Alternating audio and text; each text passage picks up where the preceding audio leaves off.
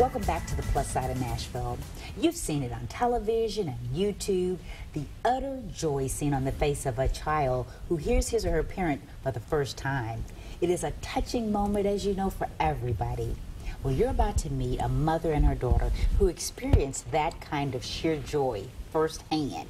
I'm so excited to have joining me now Jamie Vernon, who's the executive director of Songs for Sound, along with her 7-year-old daughter Lexi, who's considered profoundly deaf and who's the recipient of a bilateral cochlear implant.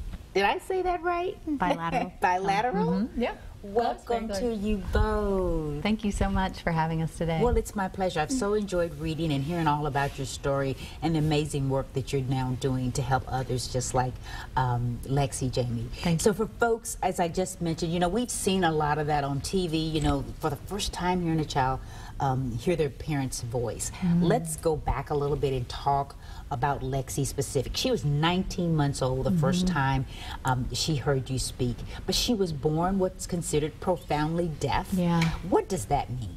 So, Lexi had kind of a crooked path early on where some things were missed. No newborn hearing screening was given, but it was very close before the law passed, but they routinely did them.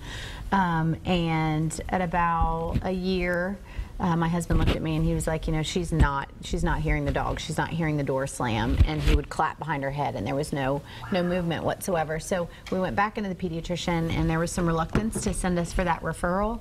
And finally, when we did get the referral at Vanderbilt, they told us that she was profoundly deaf, which is, so if you think of hearing loss, you have a mild loss, which is kind of in your 30 to 40 decibel. You'd hear once you heard that loud, those decibels of sound, and then when you get to 50 to 60, it's a moderate, and then you get up to 80, 70 to 80, it's a severe, and then above that is profound. So you're not hearing anything. If a plane flew by her head, she wouldn't have heard anything. So she was definitely a great cochlear implant candidate.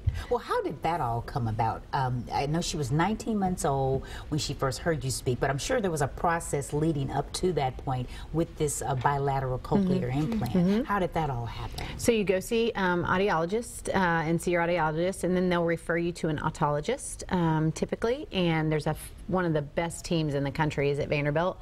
Dr. David Haynes and Dr. Labadie and all those guys, and Dr. Haynes, we met with him and he gave us the approval, and it's actually a team approach, so they all come together and they review every single case once a month, and she was approved, and within 4 months she had her surgery and still had no words. Really? So still had no words the day we went into surgery, and then 1 month after, when she was activated, within a month started saying mama, and within a year made up 2 years of speech, and just since then you'll find out. So Lexi, how are you doing today? Good. No one would ever look at you and think that you're not able to hear, but thanks to these implants, and you're going to show us, you wear explain to us, Jamie, a little bit about how her implants work. Okay, so the implant itself is actually inserted into the cochlea, and you and I have hair cells that work. If you have a mild loss, some of them are damaged or aren't really working properly, and then the worse your hearing goes, typically most hearing loss is just further damage of those hairs inside the cochlea. Once you get to a certain level of hearing loss, where a hearing aid isn't an option for you anymore, they'll insert that into that cochlea. That's the implant, and it has a large number of electrodes on there. The external part that she has, you want to show them? Yeah, you want to show it? Okay, there it is. So there are 2 little microphones right here that pick up sound, and then the sound travels through that little cable. And at the end of her implant, there underneath her skin, there's a little magnet. And this coil right here actually magnets to her head. Okay. And it sends in signals. So the implant picks up the signals, sends it to the brain, and the brain says, oh, that's a dog barking. Oh, I mean, so it acts just like you or I, except that it's a prosthetic ear. Wow. So yeah, it's pretty amazing. There's been so much progress made in this. Do your friends, Lexi, even know that you have your implants? Not really. Not really, because you hear just fine. Yeah. What is your favorite thing to do in school? Because I understand you're a really, really good student. I like to read. Yeah. And you also like sports, so you're very active in sports, all kinds of fun things. Yes. You don't remember, because you were just 19 months old. But I know you remember the first words you said, don't you, Jamie, that she heard? What was that? Yeah, I can remember going home that day and we heard birds chirping and she pointed to birds, and then when I said, "I love you, baby," you know, what every mother just cherishes that time with their daughter, and her face turns for the first time. It's just miraculous. Yes, that's the word. best way to describe it.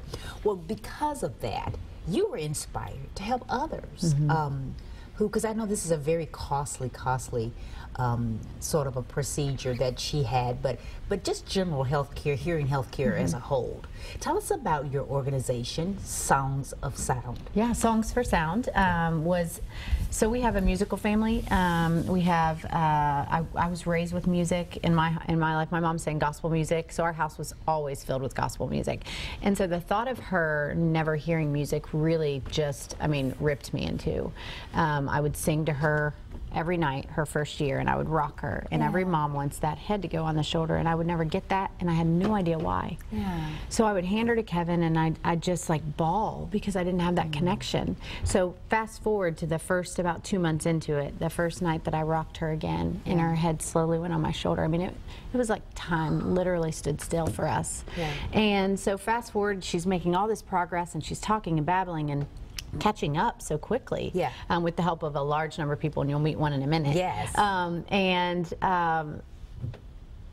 God hit me. He tapped me hard, and it was Songs for Sound. Let's use music initiatives and raise awareness, raise funding, provide access, provide education, and encourage people to take action with their hearing loss, from a baby all the way up to a veteran. And we did start with a pediatric focus, and we would package Nashville songwriters, and we ended up going across the country supporting programs, hearing programs. So insurance does often pick up a cochlear implant surgery, especially for a child. Healthcare changes have made it a little bit more interesting to navigate that. But the biggest issue in a rural community is just access. Access to care, access to a hearing center, access to the knowledge that if your child isn't talking and meeting milestones, it could be something as simple as a hearing test. Absolutely. Well, we got to take a break, and I want to bring in someone who's been very instrumental in helping Lexi and you along with her progress. And so we're going to take a break, but there's so much more, and you'll want to stick around. We'll be back with more right after this.